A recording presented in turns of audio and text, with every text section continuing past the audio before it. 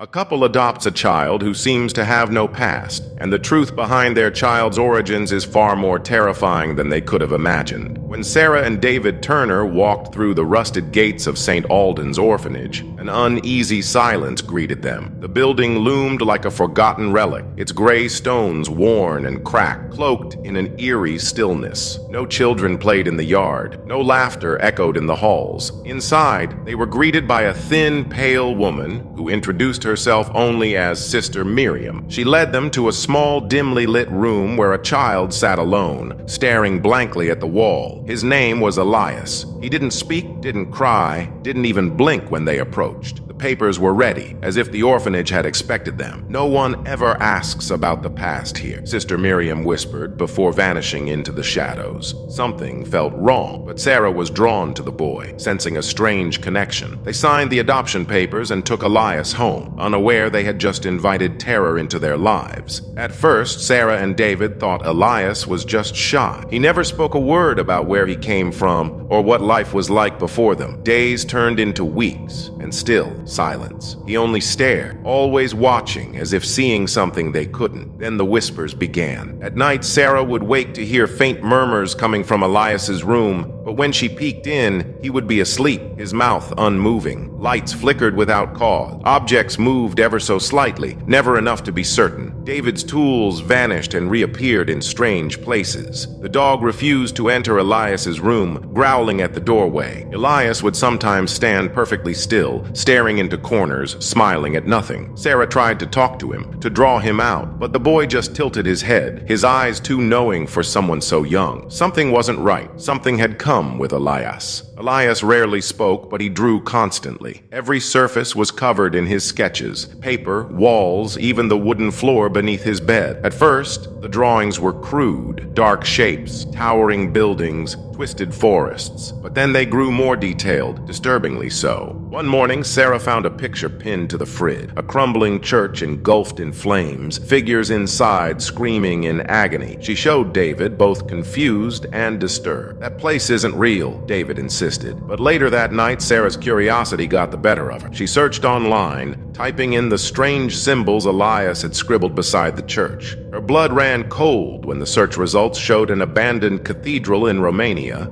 exactly as Elias had drawn it, burned down decades ago in a fire that killed a group of priests. Elias had never left the country. How could he have known? And why did he smile when she asked about the drawing? The unease grew unbearable. Determined to find answers, David returned to St. Alden's orphanage. But when he arrived, the building was abandoned, windows boarded, the gate padlocked with chains rusted shut. No sign of Sister Miriam, no children's voices, nothing. Back home, Sarah dug deeper into old records and newspaper archive. What she found chilled her to the bone. Over the past 70 years, dozens of children had been adopted from St. Alden's. Most never made it to adulthood. Their names faded into missing persons reports or unexplained deaths. The orphanage had changed hands multiple times, always under different religious groups with no official ties. Some believed it was a cover for something older, something darker. Sarah read one chilling account from a former caretaker who claimed the orphanage was a front for ancient ritual. The children weren't orphans, he said. They were offering, and Elias was the last of them. Elias had always been strange, but now, strange became terrifying. He began speaking, not often and not to his parent. He would sit for hours murmuring to things only he could see. He pointed at empty chairs and said, "He's watching." One day, Sarah found him in the basement. His eyes rolled back, speaking fluently in a language she couldn't recognize. When she screamed his name, he snapped back to normal and calmly asked for juice. Another time, David walked into the kitchen and found every drawer and cabinet open, utensils floating midair around Elias, who stood perfectly still, eyes glowing faintly. When asked what he was doing, Elias simply replied, "Learning." At night, he would whisper things in his sleep, things that hadn't happened yet. The next day, they would. Weather, phone calls,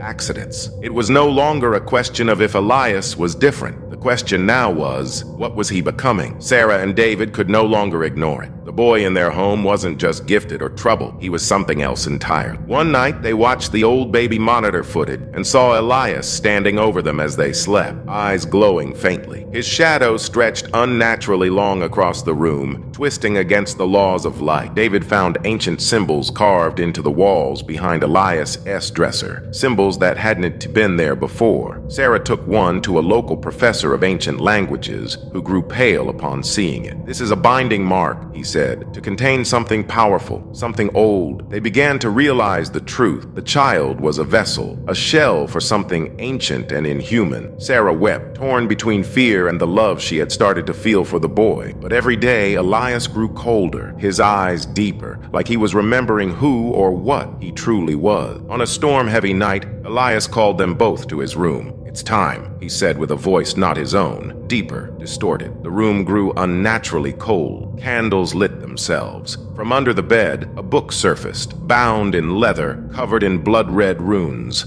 As the pages turned by invisible hands, Elias stepped into the center of a circle he had drawn in chalk and ash. "I was born before time," he said, "imprisoned in flesh, chosen to return through love, through trust, through you." The couple backed away, horror gripping their chests. The truth hit them. Elias was not a child. He was a being known in old texts as the Forgotten One, cast out from existence and sealed away. The ritual of love, adoption, was the final key to his return. Elias began to rise, hovering inches above the floor, his eyes swirling with stars and darkness. The nightmare had truly begun. The ancient book detailed everything. Sarah and David read it in trembling silence. The ritual required the soul of an eternal being to be reborn in a shell, nourished by human love. They had unknowingly completed each step. The adoption was the offering. Their home became the temple, their affection, the power source. They were chosen not by chance, but by bloodline. David's family came from a forgotten sect tasked with protecting or dooming the world. Their love had broken the seal. Elias didn't choose them. He was summoned by them. It was all predestined. The symbols, the drawings, the silence. It was all part of the awakening. As Sarah read the final line in the book, her hands shook. When the heart is fully given, the gates shall open. Outside, the sky turned crimson. The winds howled like the cries of the damned, and Elias smiled, knowing the world had just begun to bleed. With every passing day, Elias's power grew. He no longer walked, he glided. Doors opened for him, shadows bent toward him, and the couple, despite their horror, began to feel bound to him. When they tried to leave the house, something forced them back. They lost time, waking up in rooms they didn't remember entering. David attempted to call the police, but every number dialed only echoed Elias's voice. "Why would you betray me, Father?" Sarah found herself cooking meals without realizing, chanting words in an unknown tongue. They couldn't fight it. Elias didn't need change. He had their minds. He was rewriting reality around them, twisting love into submission. They were puppets now, tied to an ancient force whose only desire was chaos.